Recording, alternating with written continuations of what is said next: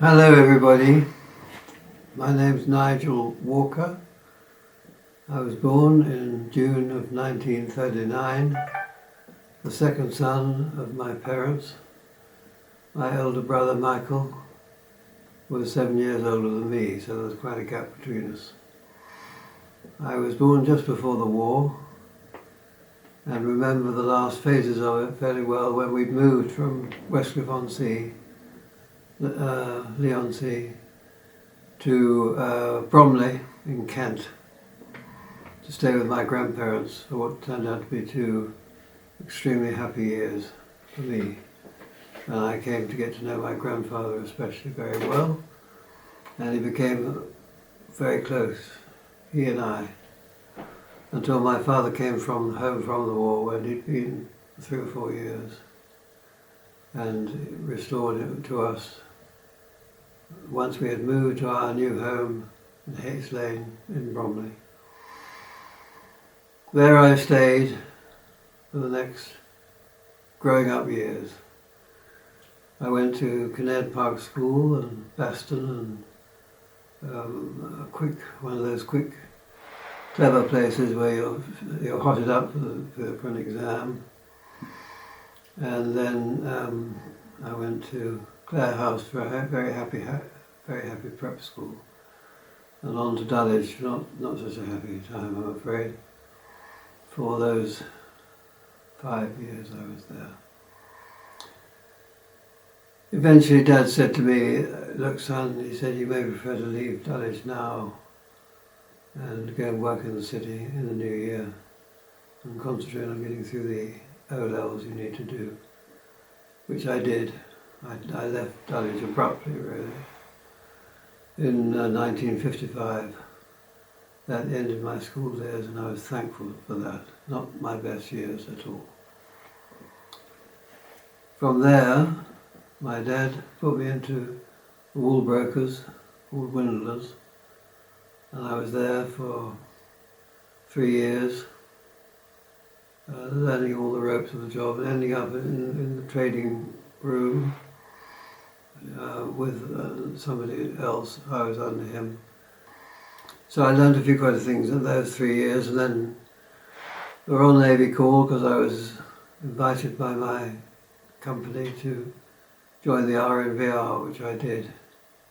So the Royal Navy, of course, was quite a thing to go to do your national service.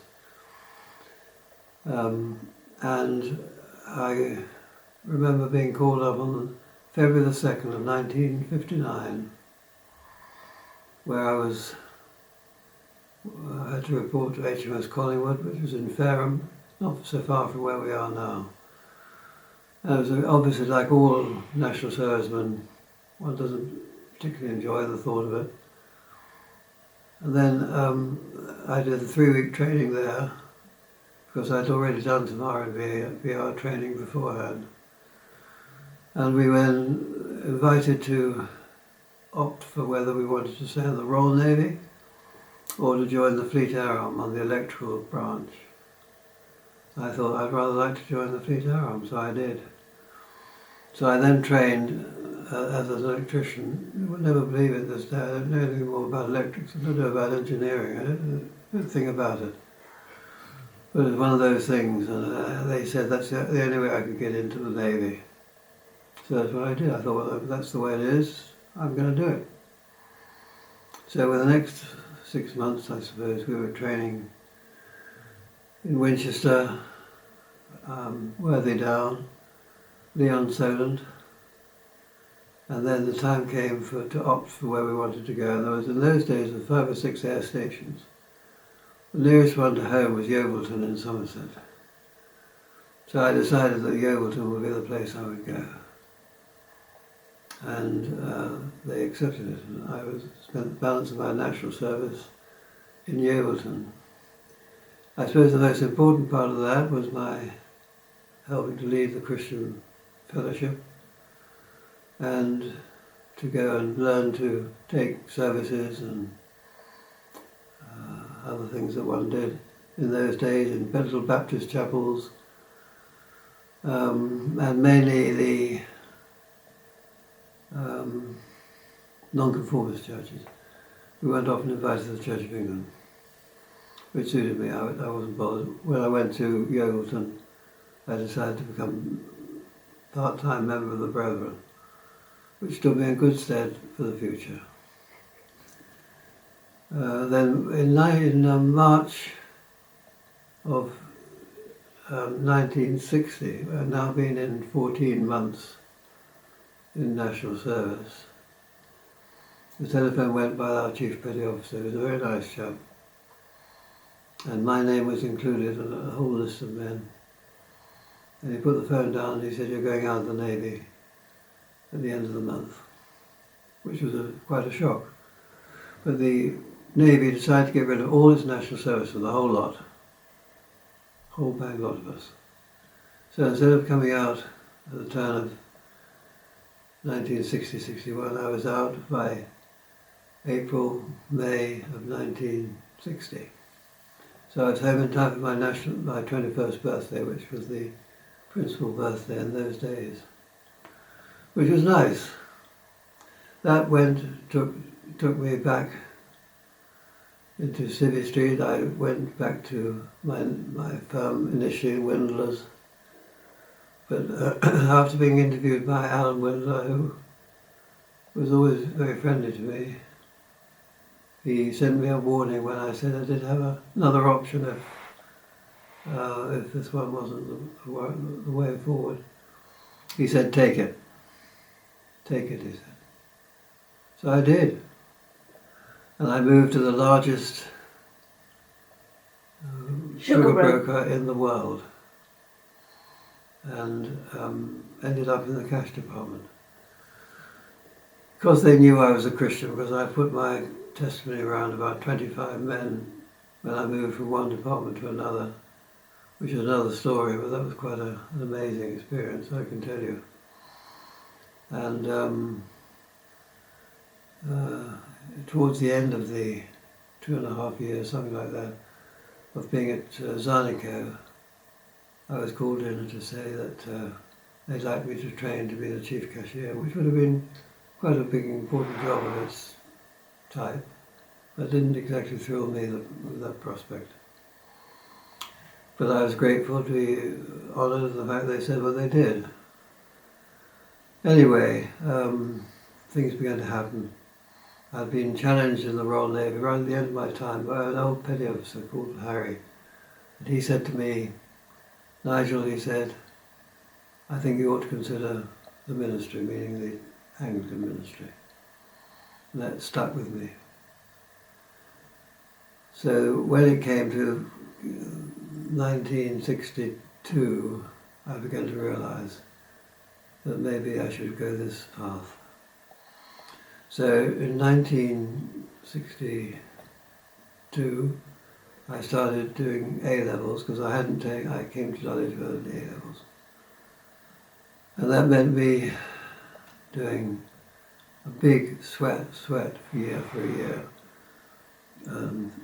We decided we could do any two. They said you can do any two as long as you do 2 A-levels. So we did British Constitution, which is an interesting one, and economics. The British Constitution had to be done by the end of the year, so we only had 3 months to do get ourselves ready for that. And I did that with this friend of mine, and we both passed first go. So there was 1 A-level under my belt. Then in the new year, I had to continue with classes going to economics. And also, London College of Divinity required, we also had a basic Greek exam when we came to college. So we had to do all Greek preparation first. So that took up the next 5 or 6 months. Same time working in London, in the city. But as we companies, Zarnico, they're beginning to become aware that I wasn't going to be there much longer. And they virtually allowed me to do a bit of extra when there's nothing particularly happening in the cash department, to swat up on economics, which was vaguely similar, and which I did. And in June of 19 1963, I took the A-level and the Greek exam. I'm glad to tell you I passed them both. So I had the satisfaction of having completed that year with all the necessary stuff under my belt. And we started training for the ministry in the June of 1963 with a summer term, a little short summer term, and 3 years either to do the ALCD or 4 years to do the BD. Well, I thought to myself, I'm not the kind of person who can discipline himself and sweat it out for one whole year, almost kill himself, to try and supply the London BD was not an easy exam to follow. If you failed one paper, you failed the lot. I didn't like that very much at all.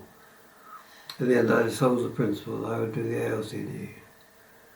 I did think in the back of my mind I might use the 4th year for something practical. So that's what happened. For 3 happy years, I was London College Divinity, and I could expand now my desires of travel, spending the long vacations wonderfully. First big long vacation, I was a furniture remover's mate in Calgary, Alberta in Canada, with another friend of mine. And we were in Greyhound buses in America and Canada, and I went over 20 states, either in or through, during that long vacation in North America.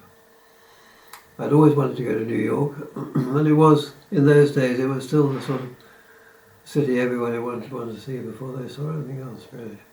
Always fascinated me, and it was absolutely thrilling as I got in the airplane to head for New York and see this massive city, these huge buildings. The one thing we did was to go up the, what was it called? Empire State Building. Right to the very top.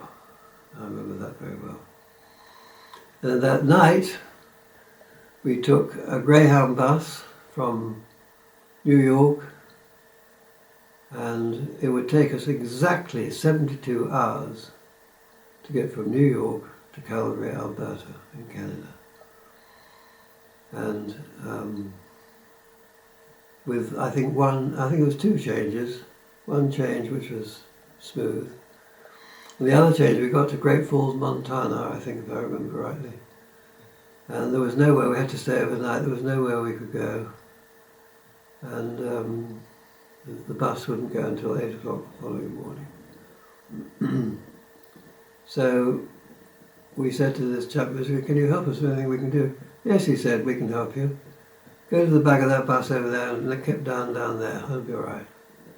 So my friend and I spent the night very happily in a Greyhound bus on the back seat. We went to sleep there for the night. I doubt whether they do that today. And then we picked up the bus and we arrived at 3 p.m. was it, in Calgary, where I did this wonderful job as a furniture remover's mate. And we did that, I did it anyway, for 7 weeks. Got all the money back that we'd spent getting to New York and getting to America and Canada, and succeeding in completing all that. We stayed with my friend's aunt and uncle, who gave us hospitality. It must have gone nearly mad having had us for 7 or 8 weeks. I'm sure she breathed a massive sigh of relief. Took the Greyhound and went to Vancouver, then from Vancouver to Vancouver Island, all wonderful experiences. Then down the west coast, Seattle, and then San Francisco, stayed there for a night, at Palo Alto, then on down to our American relations in Pasadena, California, where I spent a week with them, and I used to sleep every night on the balcony in a sort of swing. They had no spare bedroom, which I was perfectly happy. It was beautiful sleeping that time of the year in California. And we went to a few places there before cutting a long story short. The coach, Father Grand Canyon, all the way back up to Chicago, where we stayed a night in Chicago, at the Moody Bible Institute, and then on to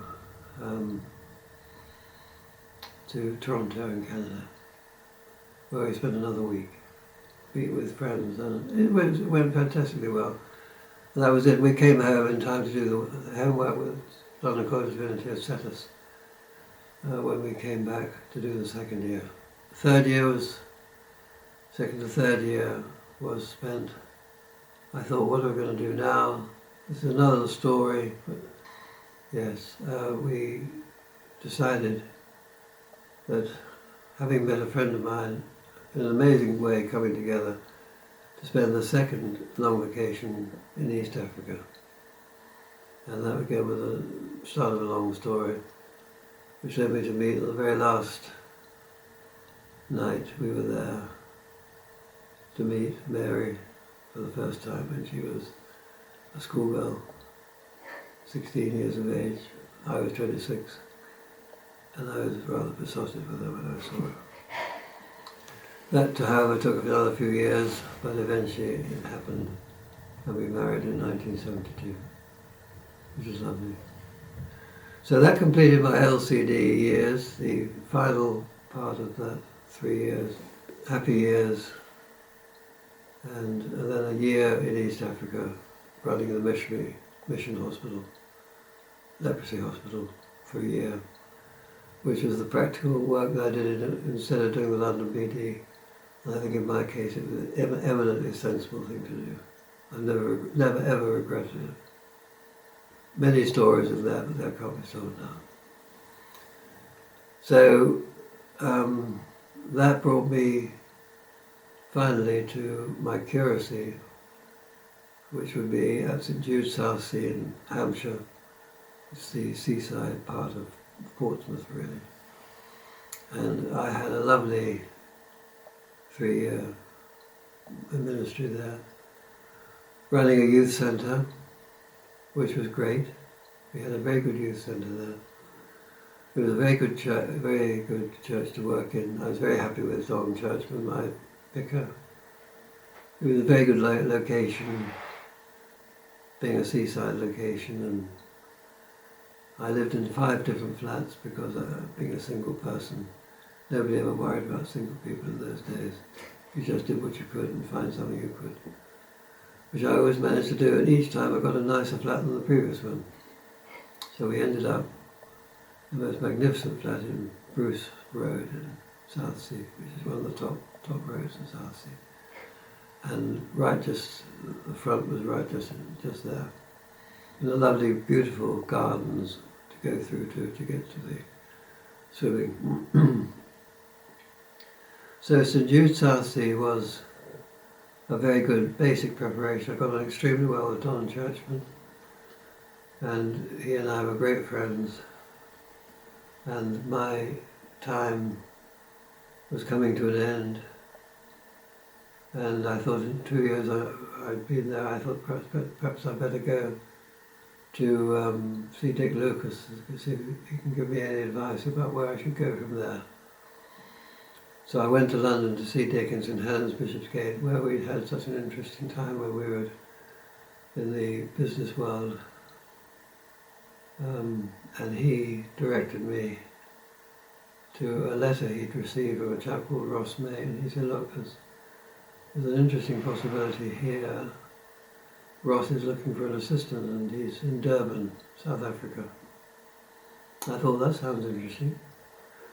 And so I said, by all means let him write, and we'll see what happens. And he duly wrote, and about 3 or 4 weeks later I had a letter back from Ross to ask me to fly to Paris, where I'd have an interview with the church warden who was passing through, which I did. Flew over that morning, had the interview, and flew back again in the evening. About another 2 or 3 weeks passed, and Ross wrote to me offering me the job of going out as his assistant in Durban in 1970.